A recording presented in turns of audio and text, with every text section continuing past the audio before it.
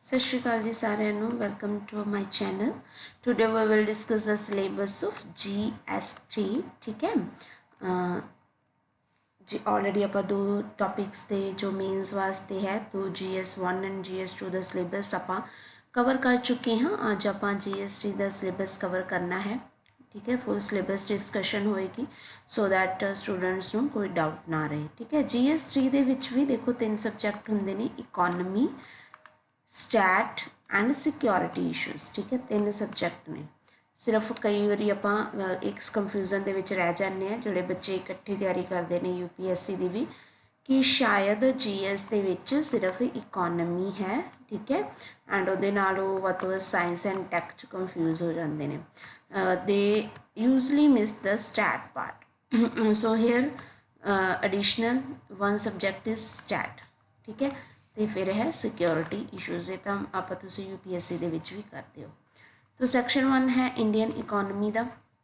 ये की करोगे, इशूज़ करोगे relating to the planning, mobilisation of the resources, growth, development, employment, sustainable development, inclusive growth होगी। ठीक है, issues arising from it and government budgeting.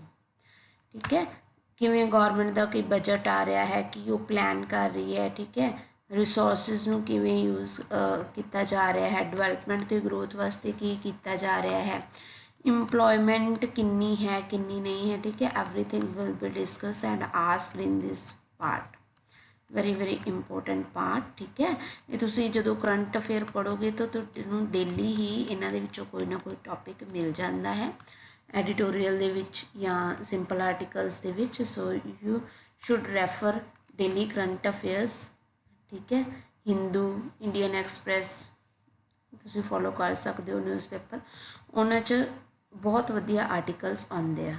ठीक है जी, द ट्रिब्यून दे विच भी आते हैं।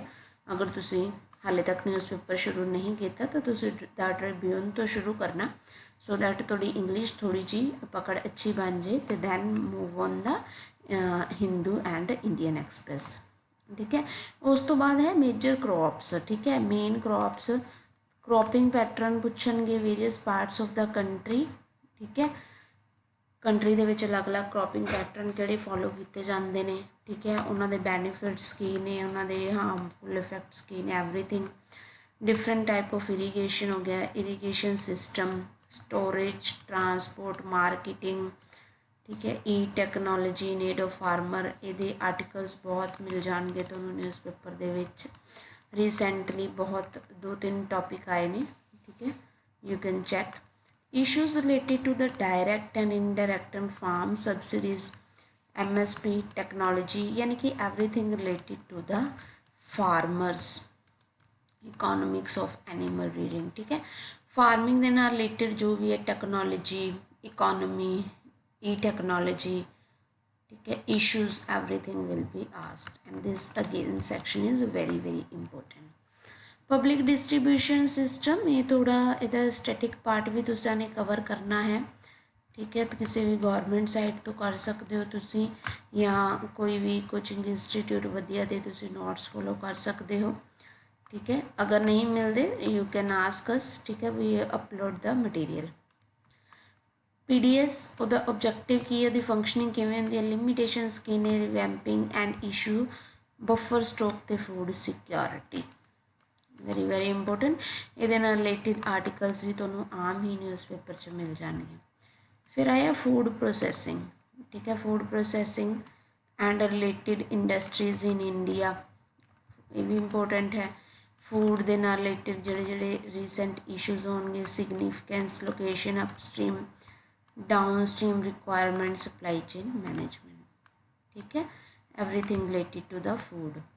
फिर लैंड रिफॉर्म्स आ गए इंडिया के जोड़े 1991 दे विच होए है। लिबरलाइजेशन का इकोनॉमी ते की इफैक्ट पिया, आफ्टर फाइनैंशियल एमरजेंसी, चेंजिस की है इंडस्ट्रीयल पॉलिसी दे विच ते उन्हां दा इंडस्ट्रीयल ग्रोथ ते की इफैक्ट पिया, एवरीथिंग।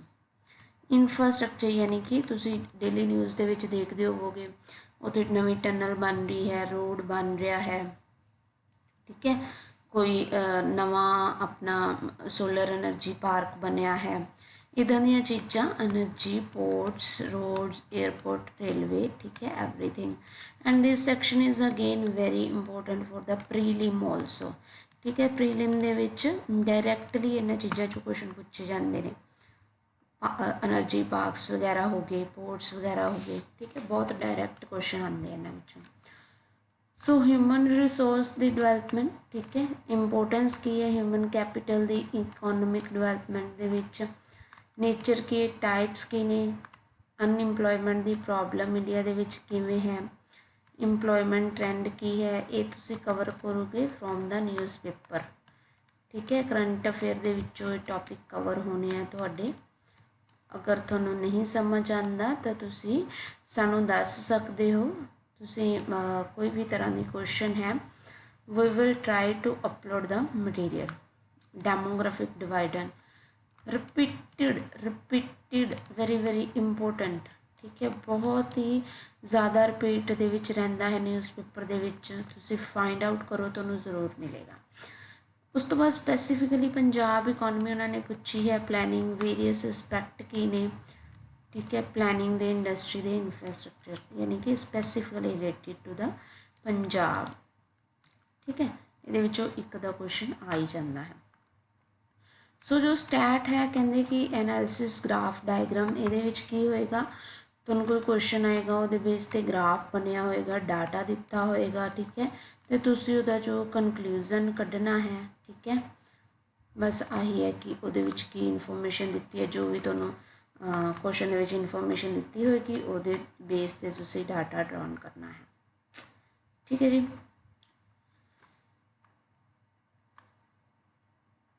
जबकि स्टैट दिता होएगा, ग्राफिकल भी दिता होएगा, डायग्राम बनी होएगी, उहदे बेस ते तुसी कनक्लूजन ड्रॉ करना है, ठीक है। मीन मीडियम मोड जोड़ा आप मैथड स्टैट दे विच तुसी यूज़ करते हो, या अलग अलग फॉर्मूलेज होंदे ने, स्टैंडर्ड वेरीएशन हो गया, ठीक है बेटा जी। अगर किसी भी तरह का कोई डाउट है तो तुसी सानू पूछ सकते हो, ठीक है, असीं तुहानूं कवर करवा देंगे ये portion.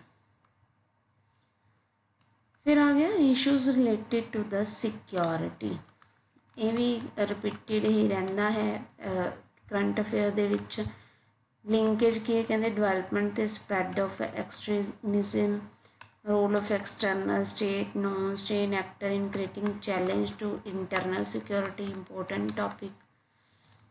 Challenge to internal security तो communication network very very important, media के नाल रिलेटिड क्वेश्चन है हुण बहुत ज़्यादा ही, ईवन यूपीएससी दे विच भी इन्हां नाल रिलेटिड क्वेश्चन पूछे जाते हैं। Cyber security, money laundering, because today जो है वर्ल्ड है वो ऑनलाइन हो चुका है, ठीक है। सो this topic is very very important. Daily तुसी कोई ना कोई इशू न्यूज़ दे विच देखते हो, साइबर स्कैम दे नाल रिलेटिड या मनी लॉन्ड्रिंग दे नाल related. So this topic is again very important. Security challenges की ने, उन्हां दी मैनेजमेंट किवें होएगी, बॉर्डर एरियाज़ दे विच linkage of organised crime with terrorism, ठीक है, टैरोरिज्म दे विच जो है कि ऑर्गेनाइज्ड क्राइम किवें कीते जांदे हैं, एवरीथिंग।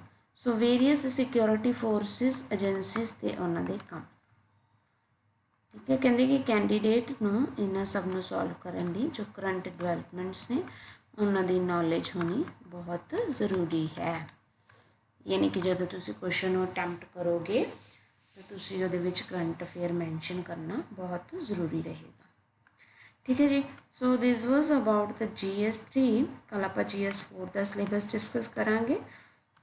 होप सो तुहानूं अच्छी तरह डिस्कशन समझ आ गई होएगी। अगर कोई डाउट है, कोई मटीरियल नहीं मिल रहा, तुसीं सानूं कमेंट सैक्शन दे विच फ्रीली दस सकते हो, ठीक है। Thank you so much.